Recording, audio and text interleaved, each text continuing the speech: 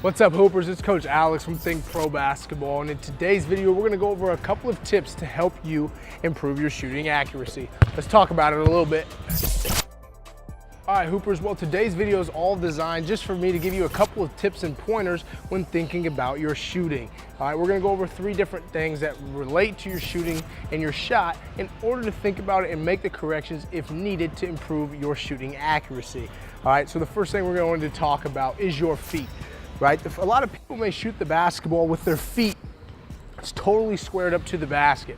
Some people may shoot with a slight tilt, right? Me, I'm the type of shooter that has that slight tilt to my shot, so my feet aren't always directly pointed to the basket. I like to have that slight tilt because for me, I feel like if my feet are so squared to the basket, I'm a little tense in my shoulders, I'm not as relaxed, but when I have that slight tilt, I'm able to get the fluidity that I need in my shot in order to be successful at shooting the basketball. So if you're the type of shooter that needs that slight tilt because you feel more comfortable and relaxed, then do that. If you're the type of shooter that needs to have their feet squared, do that as well, because shooting the basketball is all about being comfortable. You'll see a lot of players in the NBA that have the most perfect looking shot. You look at a guy like a Klay Thompson or Kyle Korver, some of the best shooters in the NBA, who you look at and you're like, man, he's got a picture perfect shot.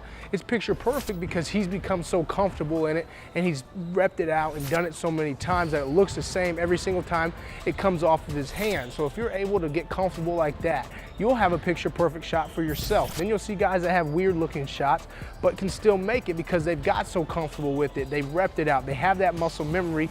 Even though it may not be the prettiest shot in the world, they're comfortable with it. They can use it. They figured out how to use it. They figured out how to get their shot off, right?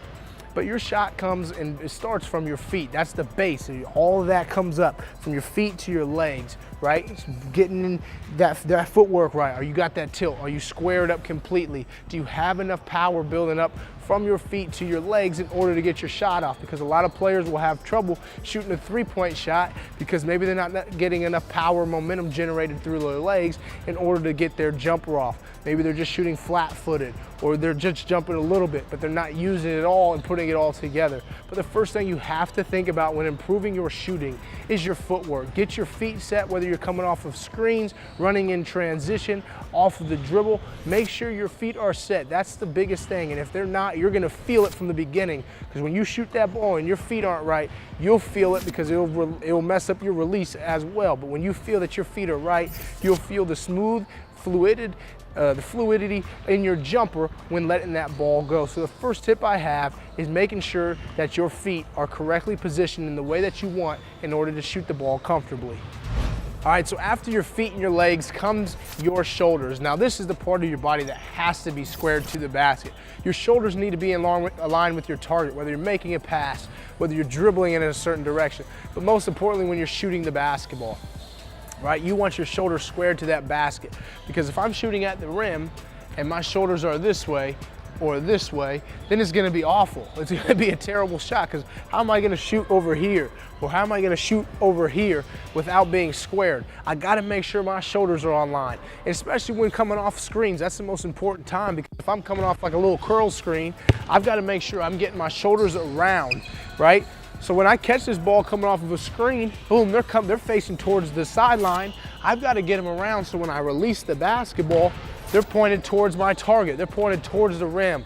Because if I come off and they're still this way, but I shoot over here, it's going to be a terrible looking shot, right? So you have to make sure that you get your shoulders turned, that you get your shoulders on point with that target in order to put yourself in an accurate position to shoot the basketball. Shoulders are so important with your jumper, and a lot of people may forget about it. I don't need to be squared to the basket. Yes, you do if you're trying to become a great shooter. Look at Klay Thompson. Look at Kyle Korver. Look at Steph Curry. Where are their shoulders when they shoot the ball? Yeah, they shoot it, and then after they release it, they might turn because they know it's going in. But look where they started. Boom, they shot it. Okay, their shoulders are here, but they know it's going in, then they can run away.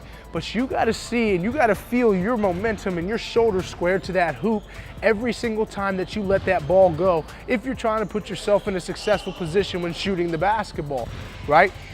So we've talked about our feet. We've talked about incorporating our legs into that because that's the base, that's the foundation of our jumper and our shoulders. Imagine this, if your feet are right, but your shoulders aren't, you're taking a step backwards. You want to make sure everything's on point if you're trying to get the most fluid shot off, right? What if your feet are good, or if your feet are bad and then your shoulders are good? You're messing up still. Your feet are all off, but your shoulders are good, but you're still messing up your release. You got to put it all together. You got to make sure your feet are in line. You got to make sure your shoulders are square and that your release is on point. And that's what we're going to talk about next, your release.